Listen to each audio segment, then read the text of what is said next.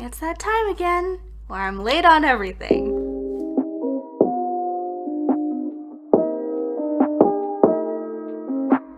Hello lovelies and welcome back to my channel, and we're going to be doing my unboxing for Scribbler. This I was waiting for so long. So if you didn't know, the July box had a extra special treat because typically our boxes have books in them and the books have book plates because that's easier. Apparently, the creators actually got the author to sign all of the books, so I have a signed book in here.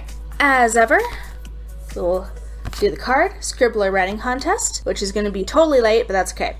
Write down your main character's full name and why you named them that. Our favorite submission will win a bonus gift in the next box. Contest ends Monday, August 12th, 2019, and yeah.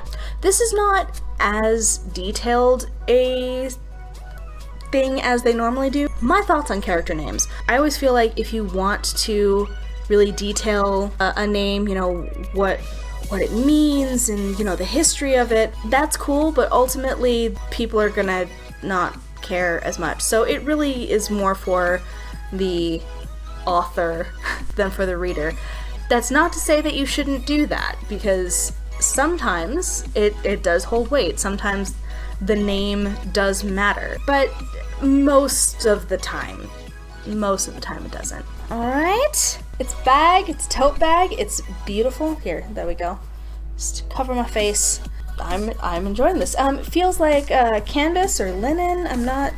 Yeah, canvas, I think.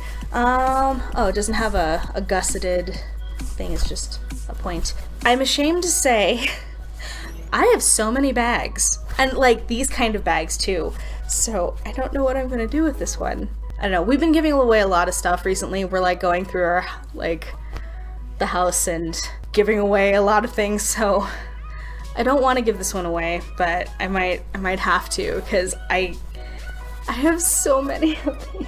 I'm so ashamed. Alright, writer magic inside, as ever.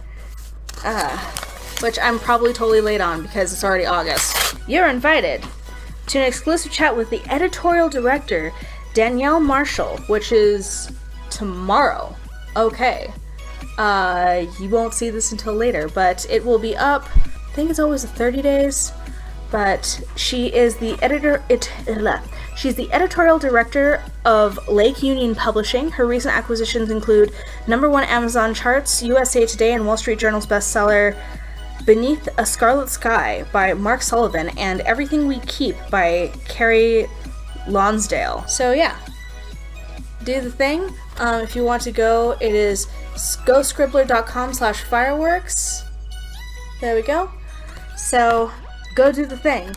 I'm sure that the recording will be up for at least 30 days, so you'll be able to see it. Here is the writing passport. It is collaboration, which I believe that this box was the collaboration box. I'm not 100% on that. Let's see. A word from Scribbler. So we have career highlights, collaboration with Liz Fenton and Lisa Steinke. You can tell me how to pronounce that in the comments below. As writers, we need each other. Whether it be a chapter look over or a quick idea pitch, we need each other for support, accountability, and feedback. For these reasons, writing partners are vital to the writing process, as well as for landing yourself a career as an author.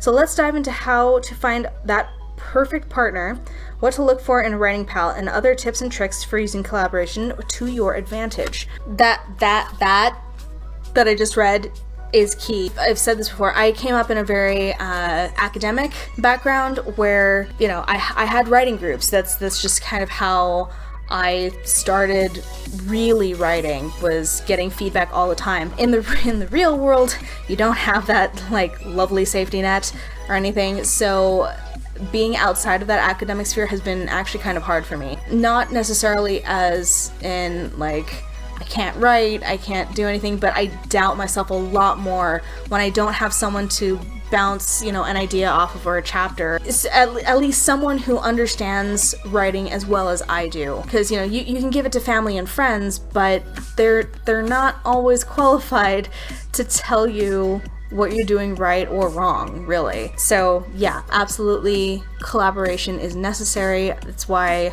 part of the reason why I started up the AuthorTube end of this channel, why I run a writing group, because we all need it. We all of us need a writing partner, at least one. It's a drink cozy. It's a writer thing. I actually don't own any of these anymore. I used to. It was a red one, and I can't remember what it said, but it was something really snarky. Okay, so I know it's August, but because I'm in the southern hemisphere, it's finally coming out of winter, and we are getting into spring, and it is getting real warm, so I'm going to be using this every day. So this is the publishing process. We are thrilled to share a look at the first chapter of an early draft of the 2 Lila Bennetts. So, okay, this is an interesting one because it looks like straight up the first chapter, but then there are, I don't know if you can see, it's like black and then gray. So I don't know if that was an edit or if that was the collaboration between the 2 authors, because this was co-authored by Liz and Lisa. So yeah, I'm not sure how that works, and I'm not sure if they're sort of explaining it. At least they're not on the first page. There's also like notes. You can see LF, it's Liz Fenton, and I guess notes about in the final, like it says in the final version we added in a cell phone call, or a phone call, excuse me. So I don't know if those are their, I guess it's their notes as to what's different in the final version versus this draft. So I don't know. I'm curious as to what this is, but I have no idea what it actually is. There's a button? I missed the button. Save a writer, buy a book. So I guess I'll yeah, I guess I'll keep the bag and just put this on there, because I'm not a big button person, but like it goes so well. Yes, so August's theme is going to be storytelling. Very excited to see how that's going to go, because I love stories, I love storytelling. Next one is a really nice notebook. It is a dot grid. There's an inner pocket, numbered pages, a key section, and an index section. From Piccadilly, as always. You know, I'm gonna open this because, like, I'm curious to see what this looks like. Ooh, ooh. Okay, it's dotted pages, so that's really nice. And they do have little numbers at the bottom. But also, I didn't see this before, but it has a really lovely, like, this, like, pale blue ribbon. Oh, it's so pretty. I want to say this is leather, because I don't think it actually is like real leather, but it's that kind of style notebook. And I'm so... I don't do bullet journals because it's way too much work and effort for me, but I do take a lot of notes, and this is going to be so helpful. I'm already running out of room from all the other notebooks that I have.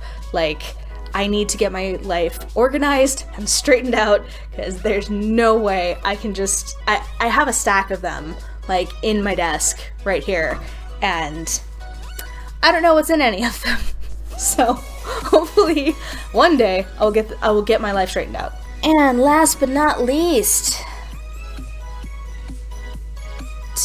the 2 Lila Bennetts.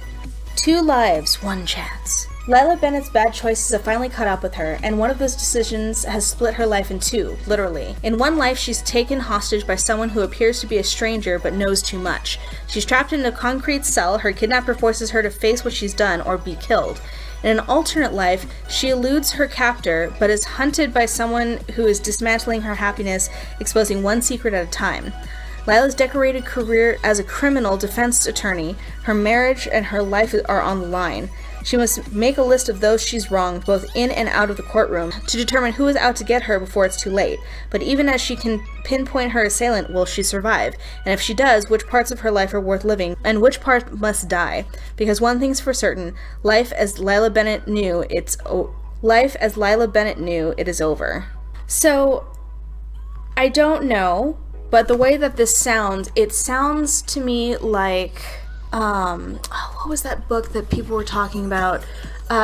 Is that In Another Life, where we get like the alternate split between, you know, if this girl had stayed at the party with, you know, with the guy, or if she just went home and went back to her life.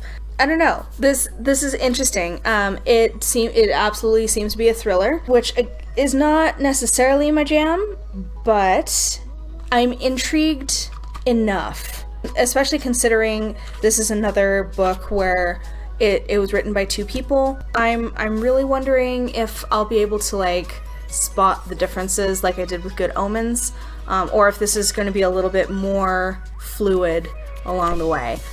So yeah, I think I will pick this up eventually. I mean, I keep getting books, so I should read them. But we all know how that goes. Where is it? Where is it?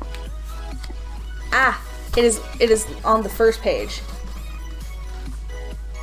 And okay, so not only was this a book that they got the author to sign, it was two authors. I assume that they had to get them both to sign, but anyway, I'm really excited for this. I'm really happy that it wasn't a book plate. It was actually, this is a signed copy. Like, I don't care. I'm keeping this even if I never read it, because I like signed copies, okay? It's a thing. I don't have many physical books, but if I do have them, I want them signed. So I guess that's everything for now, because I have nothing else to say. Thank you so much for watching. If you like this video, please give it a thumbs up and hit the subscribe button and the notification bell down below if you haven't already, for content that will be better than this, hopefully. And yeah, share this video or other videos that you like with people that you love, because I want to grow this community and I really appreciate every single one of you. So I will see you in the next video. All right, see you. Bye. She said it will never go away. I know there is nothing left to say. Can we try to hold on just for now, even if we don't know how to show them what we're all about?